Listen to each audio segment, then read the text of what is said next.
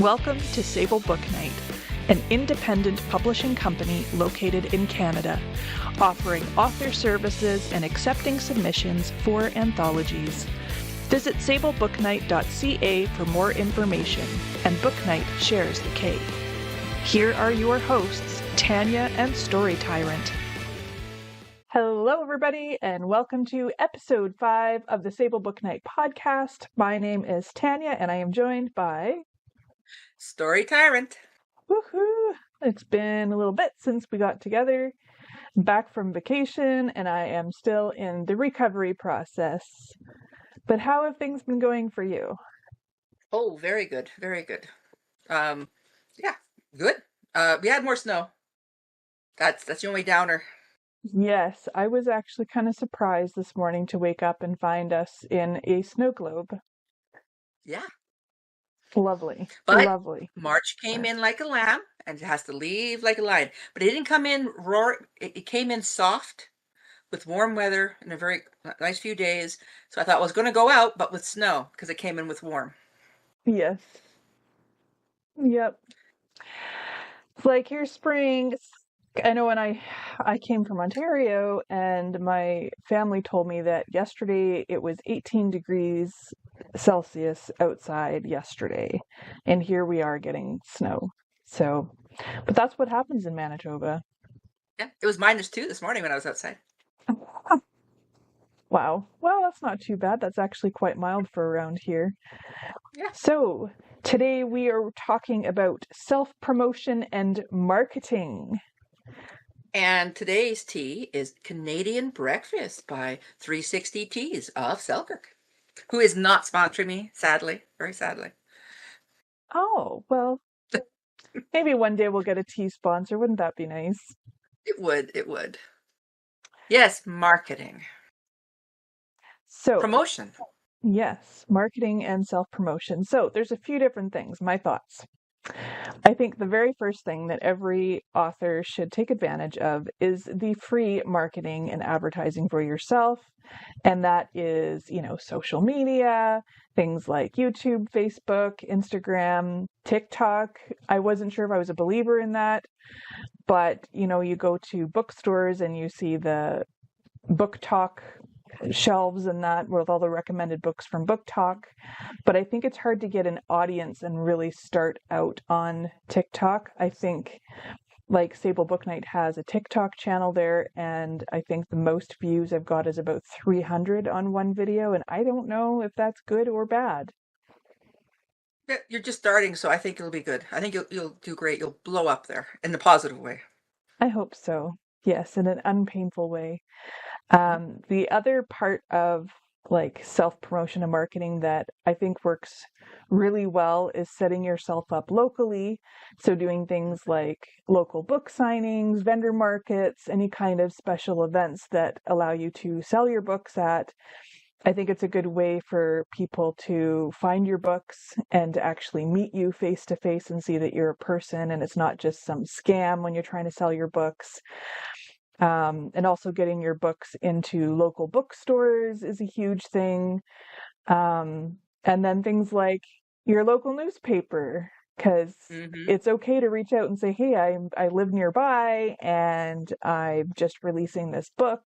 I have a book launch coming up. And it's free.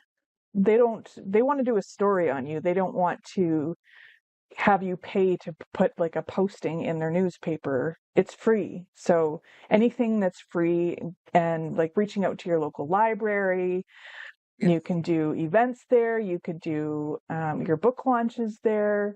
And I don't know about other libraries, but our local library doesn't charge for any of this, and they're huge supporters of writers and local authors. They would even put like a posting up for you if you wanted to.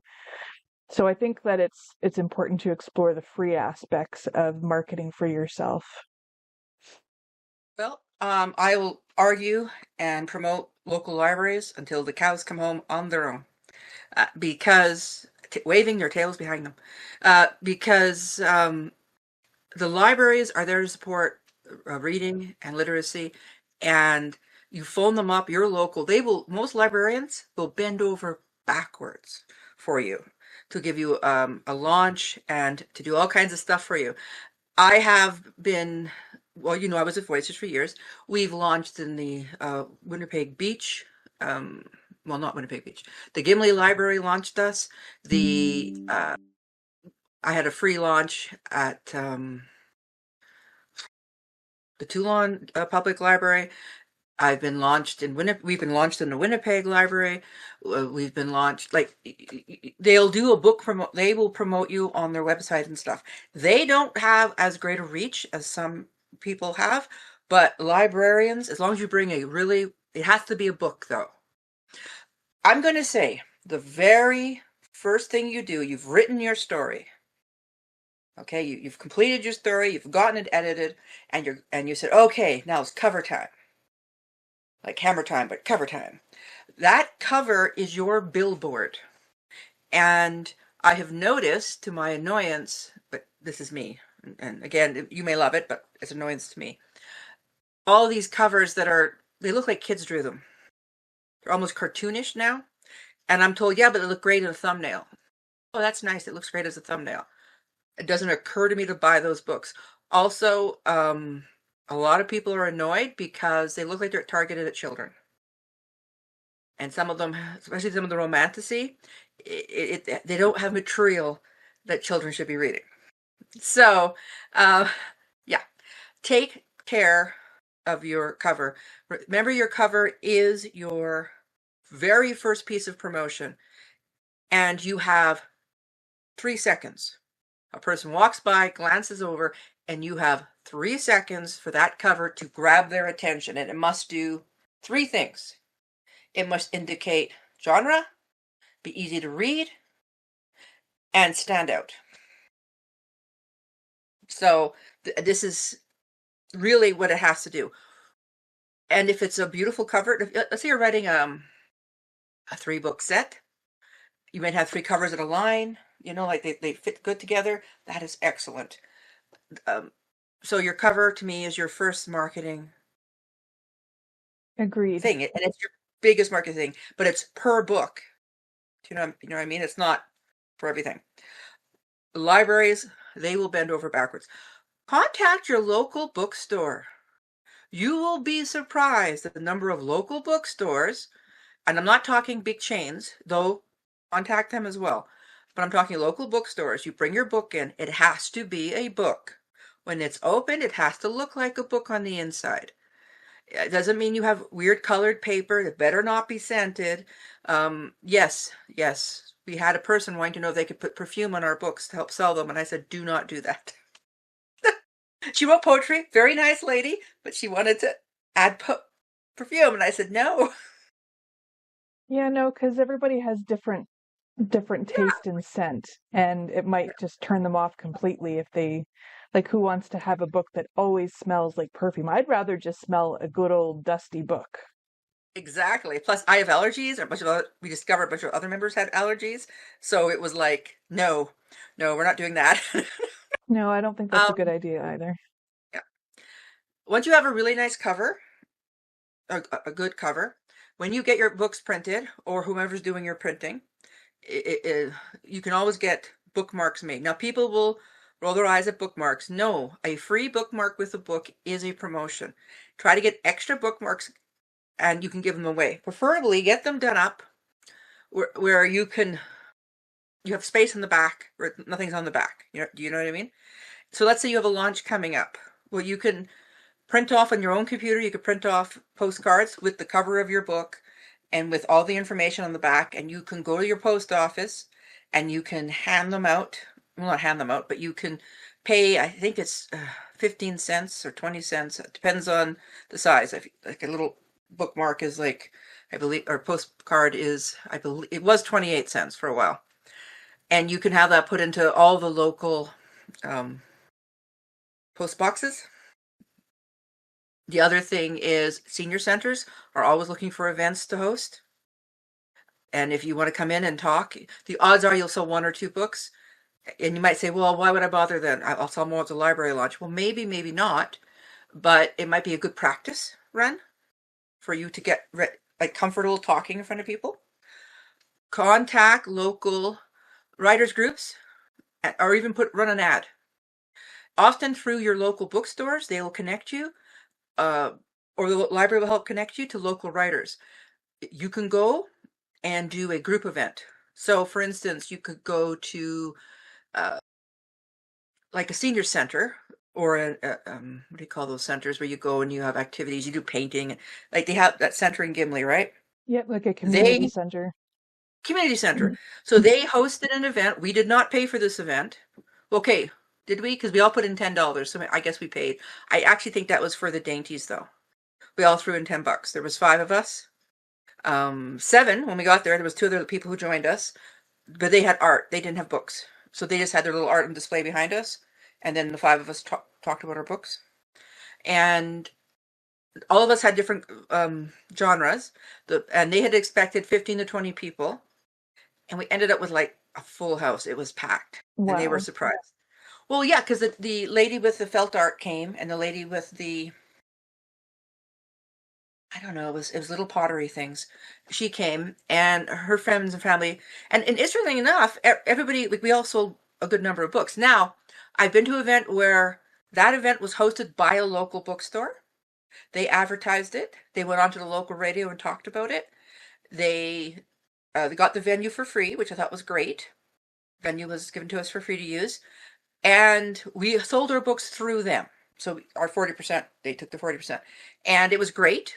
I think I bought 2 cases, and I left with 7 books. Nice. Yeah, very unexpected to sell so many. Even she said to me, "Oh, I didn't expect you to sell so many." I said, "No," and I almost didn't bring the second case. Like it was a Voices Yeah. launch, and I also had my Don't Worry, It's Just the Wind, and I think I sold 15 of those. So yeah, we all sold well, but oh, you froze. Okay, there we go. But it was well advertised. It was in the local paper. It was on the local radio. It was apparently they run around, put posters up at the shopping center. The seniors get a newsletter every month. It was in the newsletter. Like, that lady, really good at making sure people knew this event was happening. And then there was free dainties and coffee. And she said, "If you want people to come, dear, free dainties and coffee." Nice.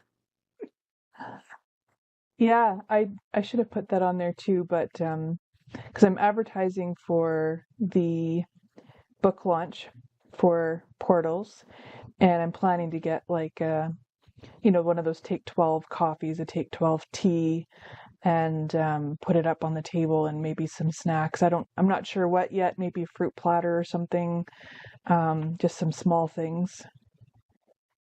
What you bring determines what you need to bring for snacking. So I've done a lot of those events in the past. I haven't done one in 5, 6 years, so this will be interesting.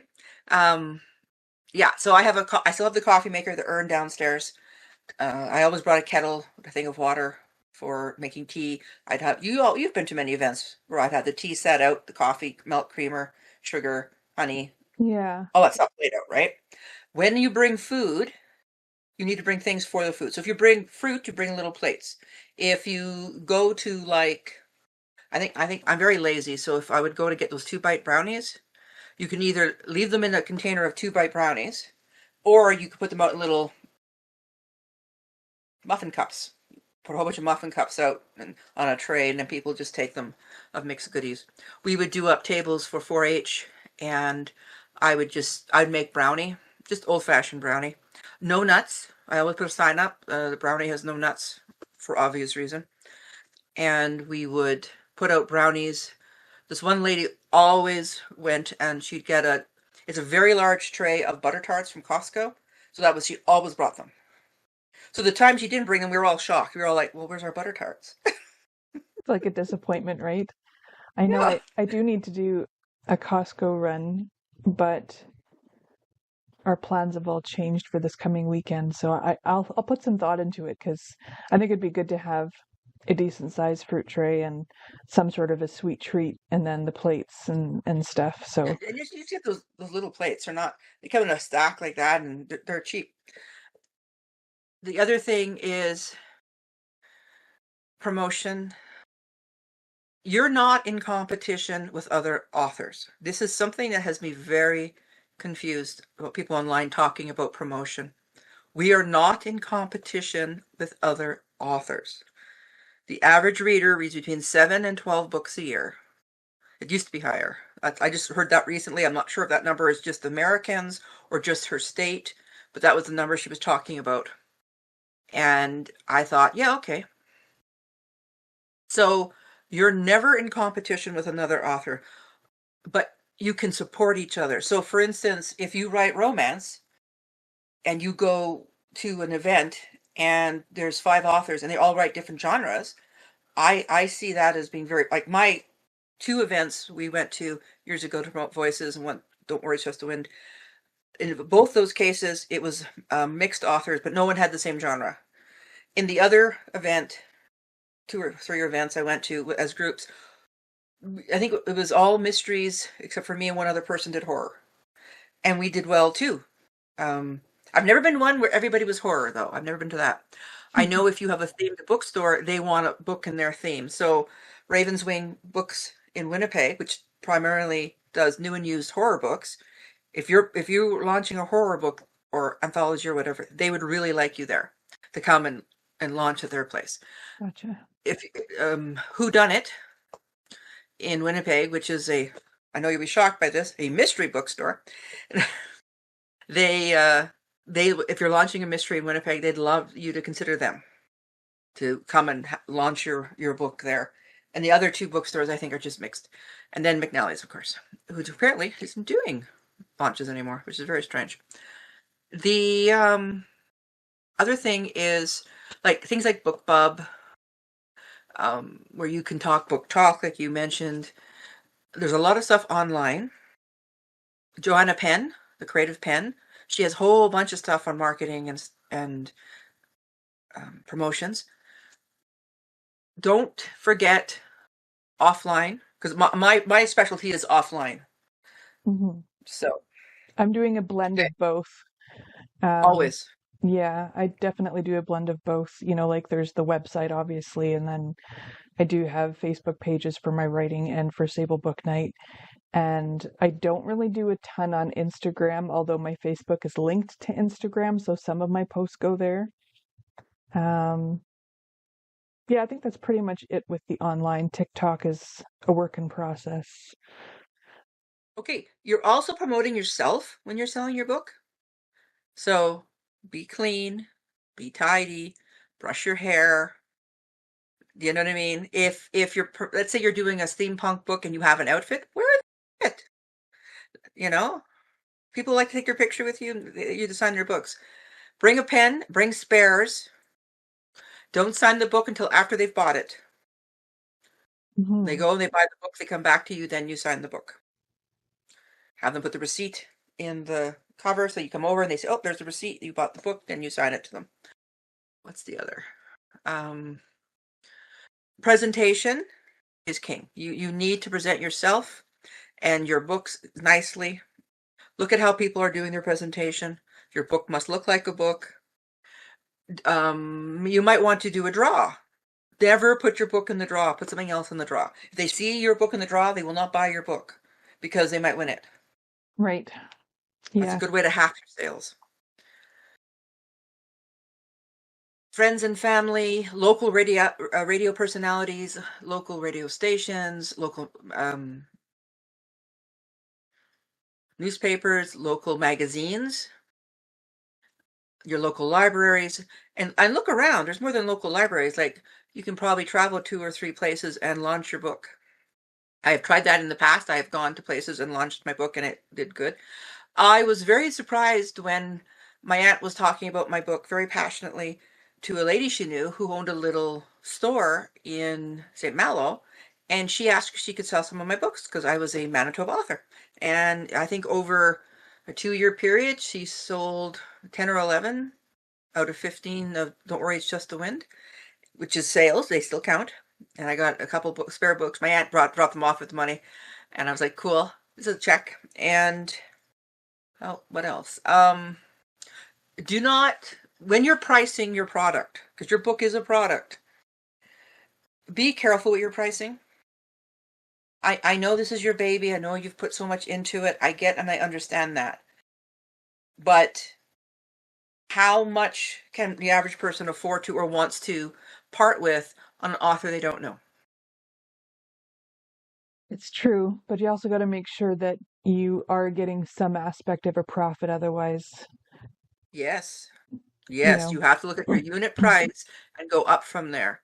I worked at a store for 2 years, and she doubled the cost of every item. So every item that came in was double the cost. So whatever it cost the store to buy, she simply doubled it. And I said, I don't think that's a good way of doing the pricing. She goes, well, think of it my way. We have sales on all the holidays, so we lose money there. We have to store all the items, so we lose money there. We have to clean and tidy and move things around, so we lose money there. And I said, okay. But some of the items came in, and I said, but I can go down the street and buy this item for half the price. She says, yeah, but when I bought them, they were this price. The fact that their price has come down, I was like, yeah, but maybe do like a 2-for-1 thing. Like you buy this and this, then you get this or something. Like, or you get a discount. Anyways, it was just one of those things we were talking about.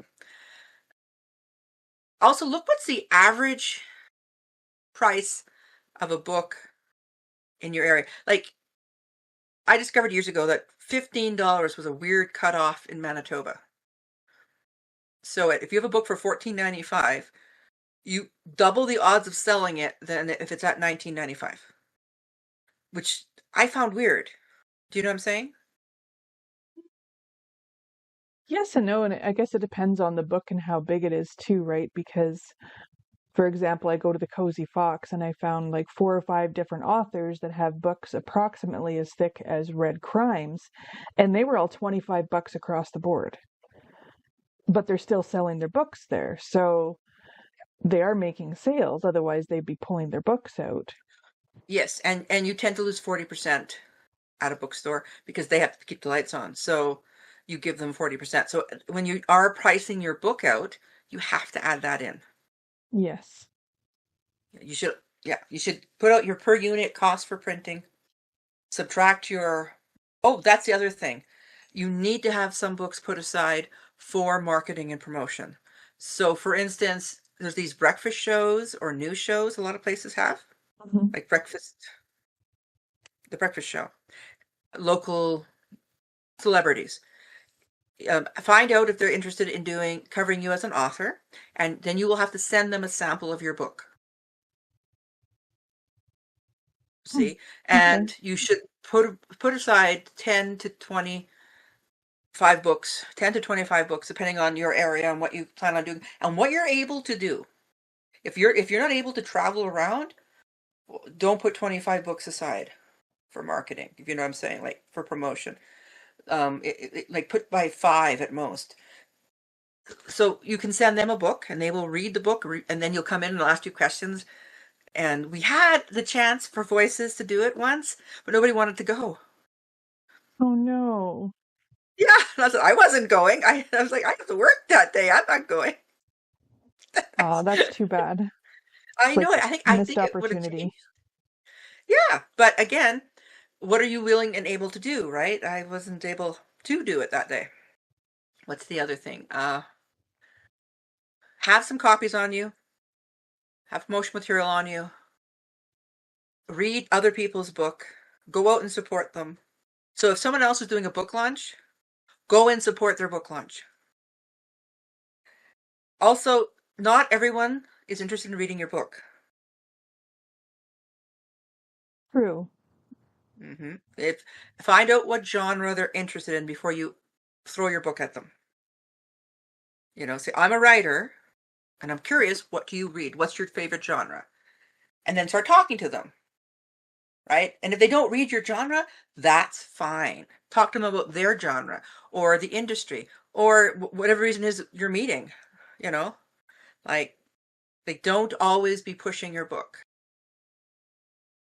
Yeah. Yep. No, that makes a lot of sense. I'm just checking our time here. It's been 20 minutes, 25 minutes. Not bad. Mhm. Anyways, Anything else? local papers, local, like the Cottager magazine will do stuff on summer reads. That's the other thing. If you're doing a fall publishing, then you really should be aiming at the Christmas, New Year's reading market, the Christmas book giving marketing, okay? If you're doing a spring publication, think of your book as a beach read, as a cottage read, as a read someone takes out and enjoys in the sun. Think of it that way and market it that way. Yeah. We marketed Don't Worry, It's Just the Wind as a spooky stories that carry you through Christmas because of when it came out because of my car accident. And then in the spring, we switched it to a story to read around the campfire. I like it. Yeah. Yeah, and a lot of people, like we even a little sign up with, tales for the campfire, tales for the cottage, tales to read at night when the lights go out. And people came over and went, really? They started picking up, and this takes place in Manitoba? Yeah, and they're fiction? Yeah. Okay, and we made a lot of sales that way. I'd gone Nice. out to Winnipeg Beach, and they have that campground there, Mm-hmm. and I expected us to do okay. I had some voices, and I had my Don't Worry, It's Just a Win. And I said, okay, we're going to do okay here. As long as I can sell 10 books, the table's paid for. Because I didn't make any money personally from selling the voices, right? And I must have sold 20 or 30 voices. And I emptied it. I sold a whole box of Don't Worry, It's Just a Win. I was shocked. And I said, we had the little campfire picture, read it. And this fellow came over and says, well, I don't read out by the campfire. I said, do you read in the bathroom? And he laughed because, yes, dear, I read in the bathroom. I said, my dad says it's good because the stories are short. It's a good bathroom read. First I up love laughing. that. Yeah, Yeah. bathroom reads are underrated, I think. Yes. Everybody needs Well, we one have of a those. rule. No more reading. We have one bathroom, so it's no reading in the bathroom. That makes sense. That makes sense. So, do you have a homework assignment? Yes. Who is your book for? You've written your book. You've edited your book. Okay. Now, if you haven't finished your book, don't worry about this till you're finished your book because you need to write the book you want to read. And don't worry about any of this stuff until the book is finished and gone through editing. And then look at your book and say, who would be the reader of this book? And don't say everybody, it's not everyone. What genre does your book represent? It's all the genres. No, it isn't. How would your book, so identify its genre, identify the market, and identify or come up with two plans. One plan to sell it as a Christmas read, okay, and one plan to sell it as a summer beach / cabin read. I like this. Mm-hmm. Okay, well, I guess we should close her off for today. Yeah, so I hope you enjoyed this episode, and if you have any requests for future topics, please leave a comment down below on YouTube or on the podcast streaming service of your choice. And have a great rest of your day, afternoon, evening, night, or whatever, and happy writing. Yes, and remember, story comes first. Number one, baby. Thanks for joining us today. We hope you have a great rest of your day, afternoon, evening, night, or whatever, and keep on writing. Yes, and remember, story comes first.